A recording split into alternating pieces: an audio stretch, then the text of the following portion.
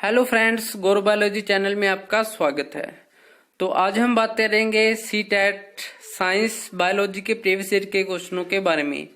तो जो friends CTET science math का एग्जाम देने जा रहे हैं उनके लिए ये क्वेश्चन बहुत ही हेल्पफुल होंगे।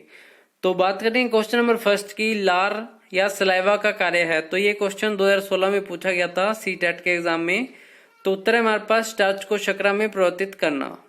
क्वेश्चन नंबर सेकंड है, हमारे मुख में विभिन्न प्रकार के दांत का आगे से पीछे की ओर क्रम है। तो ये क्वेश्चन भी 2016 में पूछा गया था सीटेट के एग्जाम में।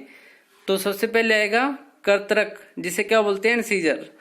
तो यह दांत भोजन को काटने में हमारी सहायता करता है और प्रत्येक जबड़े में इन दांतों की संख्या कितनी होती है? 4 होती है। किसकी? इंसीजर या कर्तक की। तो सेकंड नंबर पे आएगा रंधनक, जिसे क्या बोलेंगे? कनाइन। तो यह दांत खाद्य पदार्थों को चीरने और फाड़ने में हमारी सहायता करते हैं।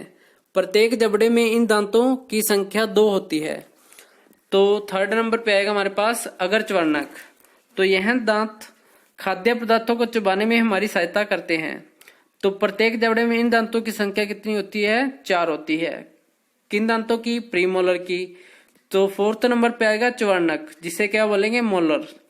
तो यह दांत भोजन चबाने और पीसने में हमारी सहायता करते हैं। प्रत्येक जड़ में इनकी संख्या कितनी होती है? 6 होती है। तो क्वेश्चन नंबर थर्ड, अदरक या जिंजर का जननांग क्या है? तो ये क्वेश्चन भी 2016 में पूछा गया था। तो उत्तर इसका तना या स्टेम। क्वेश्चन नंबर 4, टार्टिक अम्ल पाया जाता है। तो ये क्वेश्चन भी 2015 में पूछा गया था सीटेट के एग्जाम में। तो उत्तर है हमारे पास कच्चे आमों में और अंगूरों में। क्वेश्चन नंबर 5, पोलियो का कारण है।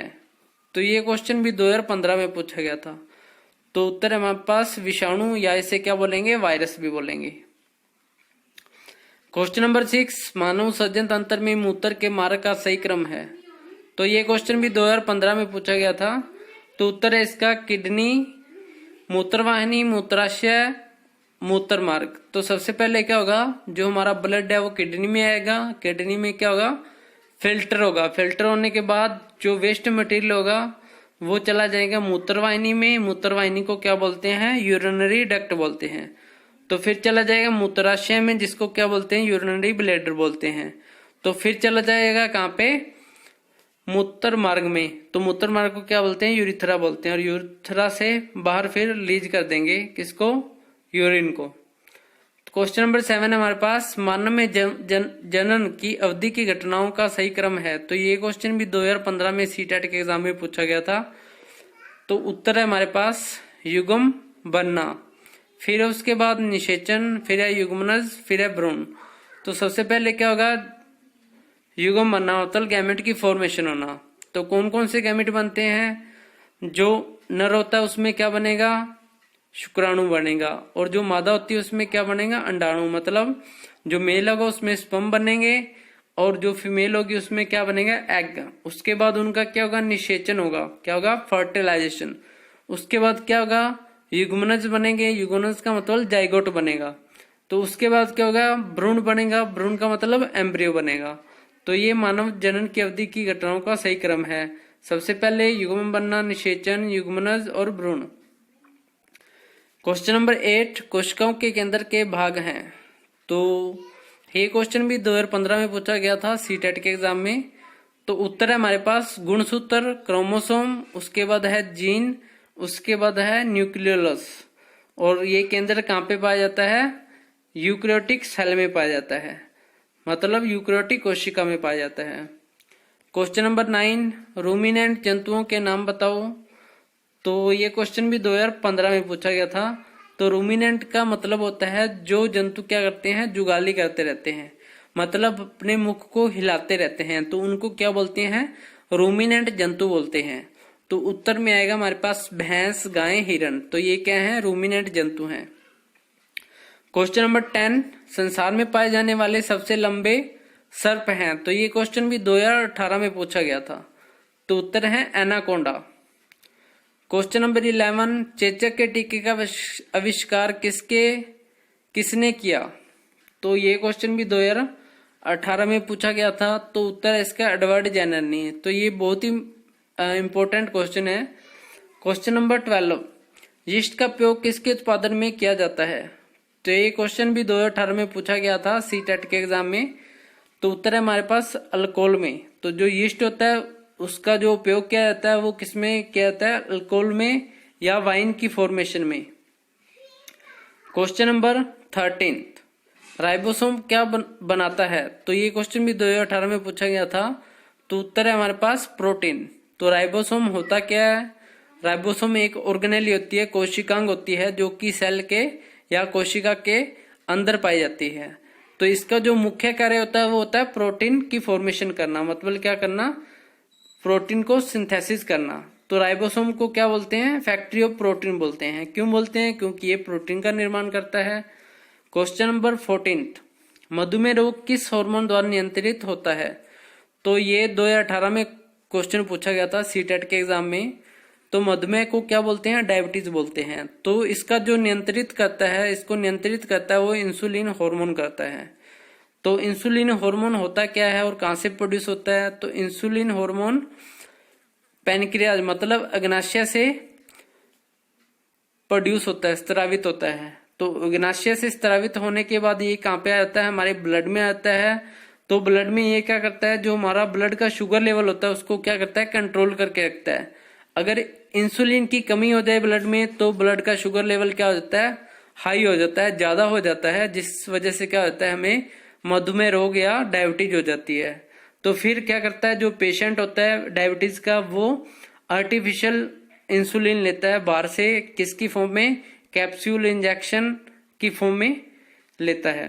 Question number 15, red data book किस का रिकॉर्ड रखती है? तो ये क्वेश्चन भी 2018 में पूछा गया था। तो उत्तर इसमें संकट पत्र प्रजातियों का, जिसे क्या बोलते हैं? एंडेंजर्ड स्पीसीज बोलते हैं। तो ये जो एंडेंजर्ड स्पीसीज है ये क्या होती हैं? वो स्पीशीज जिनको क्या होता है? लुप्त होने का या क्या होता है? खत्म होने का खतरा होता है। तो उनको क्या बोलते हैं? एंडेंजर्ड स्पीसीज बोलते हैं। और इनका जो क्या है रिकॉर्ड है वो कौन रखती है? एक बुक होती है जिसे बोलते हैं रेड डेटा बुक बोलते हैं। क्वेश्चन नंबर 16, मछली में क्लोम या गिल का कार्य होता है? तो ये क्वेश्चन भी 2019 में पूछा गया था सीटेट के एग्जाम में। तो उत्तर है हमारे पास जल में उपस्थित घुलनशील ऑक्सीजन को अवशोषित करना। तो मछली सांस कैसे लेती है?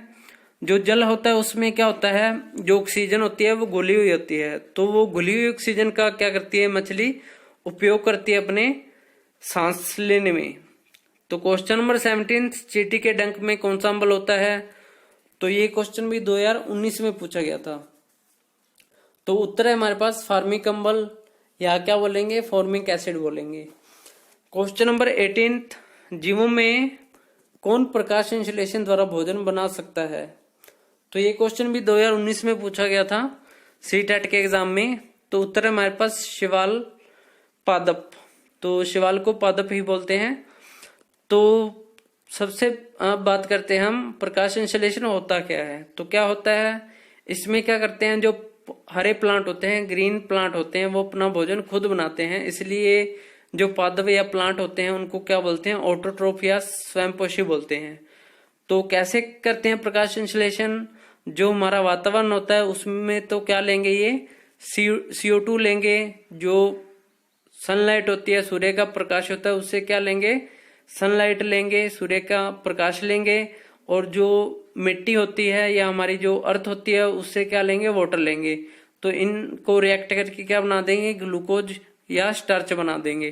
तो इस तरह जो प्रकाश संश्लेषण होता है इसे और क्या बोलते हैं? फोटोसिंथेसिस बोलते हैं।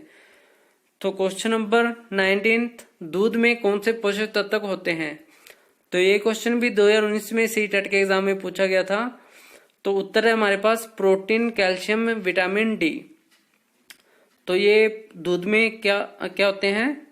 पोषक तत्व होते हैं मिल्क में। तो विटामिन डी और कहां से मिलता है हमें? सूर्य के प्रकाश से, सनलाइट से भी मिलता है क्या? Vitamin D. क्वेश्चन नंबर 20, जनन की विधि का सही मिलान क्या है? तो ये भी 2019 में पूछा गया था। तो मैं आपको मल्टीपल चॉइस क्वेश्चन करवा रहा हूं, लेकिन इसका जो आंसर है सिर्फ वही बता रहा हूं ताकि आप कंफ्यूज ना हो। तो 20 क्वेश्चन नंबर, जनन की विधि का सही मिलान क्या है? तो ये 2019 में पूछा गया था। तो उत्तर है फर्स्ट में आएगा यीस्ट। तो यीस्ट में जो जनन होता है वो होता है मुकुलन विधि द्वारा, इसे क्या बोलते हैं और बर्डिंग बोलते हैं। तो इसमें क्या होता है, जो यीस्ट होता है उसमें ऊपर की ओर एक पार्ट उभरना शुरू कर देता है, धीरे धीरे वो बड़ा हो जाता है। बड़ा होने के बाद क्या होता है, वो यीस्ट से टूट जाता है, अलग हो जाता है। तो इस तरह 2 यीस्ट बन जाते हैं, तो इसे बोलेंगे बडिंग। सेकंड नंबर पे आएगा आलू या पोटैटो। पोटैटो में जनन की विधि क्या है, कायकी प्रवर्धन, या इसे क्या बोलते हैं, वेजिटेटिव प्रोपेगेशन। थर्ड पॉइंट पे आएगा हमारे पास शिवाल। तो शिवाल को एल्गी बोलते हैं, इसमें होगा खंडन। तो खंडन को बोलते हैं फ्रेगमेंटेशन। इसमें क्या होता है, जैसे शिवाल का प्लांट है तो उसमें क्या हो जाएंगे, उसकी ब्रेक डाउन हो जाएगी, मतलब वो टूट जाएगा कई टुकड़ों में, और हर एक टुकड़ा उसका क्या बना देगा, नई शिवाल, नई एल्गी बना देगा। तो फोर्थ पॉइंट पे है हमारे पास कवक, जिसे क्या बोलते हैं, फंगी। तो कवक में जनन किस विधि द्वारा होता है, बीजाणु जनन के द्वारा या स्पोर फॉर्मेशन के द्वारा होता है। तो कवक में क्या होता है, कवक में ऊपर की ओर एक स्पोरेंजियम बनता है, जिसमें क्या होते हैं, स्पोर मदर सेल होते हैं। स्पोर मदर सेल क्या करते हैं, म्योसिस करते हैं। म्योसिस करने के बाद क्या होते हैं, बहुत सारे बीजाणु बन जाते हैं स्पोरेंजियम के अंदर। तो जैसे ही वो मैच्योर मतलब पक जाता है, तो पकने के बाद क्या होता है, वो ब्रस्ट हो जाता है, फट जाता है। फटने के बाद क्या होता है, जो बीजाणु होते हैं वो हवा में फैल जाते हैं। तो सोइल में फैल गए, मिट्टी में फैल गए, तो जब भी क्या होगी, उनकी अनुकूल मतलब फेवरेबल कंडीशन आएगी, तो हर एक बीजाणु क्या बना देगा, नया कवक का प्लांट मतलब नया फंगी का प्लांट बना देगा। तो आशा करते हैं कि आपको हमारे क्वेश्चन एंड आंसर पसंद आए होंगे। तो कंप्लीट क्वेश्चनों को देखने के लिए आपका धन्यवाद।